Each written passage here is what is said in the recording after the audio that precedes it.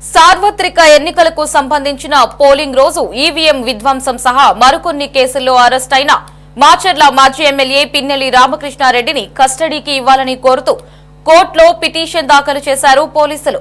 పల్నాడులో జరిగిన విధ్వంసాలు, పలువురిపై హత్యాయత్నం కేసుల్లో మాచర్ల మాజీ ఎమ్మెల్యే పిన్నెల్లి రామకృష్ణారెడ్డి ప్రమేయం ఉందని, ఈ కేసుల్లో మరింత లోతుగా దర్యాప్తు చేస్తే పూర్తి ఆధారాలు సేకరించే అవకాశం ఉందని కోర్టులో దాఖలు చేసిన పిటిషన్లో పోలీసులు పేర్కొన్నారు. మాచర్ల అదనపు జూనియర్ సివిల్ కోర్టులో నిన్న దాదాపు 5 గంటల పాటు దీనిపై వాదనలు జరిగాయి.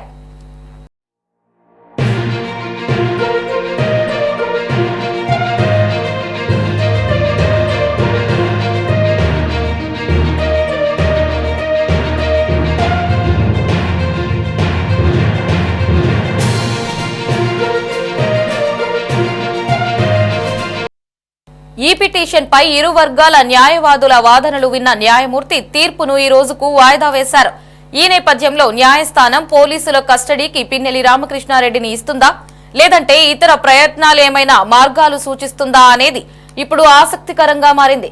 కాగా సార్వత్రిక ఎన్నికల పోలింగ్ రోజు పోలింగ్ కేంద్రంలోకి దూసుకు వెళ్లిన పిన్నెల్లికి ఈవీఎం ధ్వంసం చేసిన విషయం తెలిసిందే. ఈవీఎం ధ్వంసం, హత్యాయత్నం కేసు సహా మరికొన్ని కేసుల్లో పిన్నెల్లి అరెస్టు చేశారు పోలీసులు.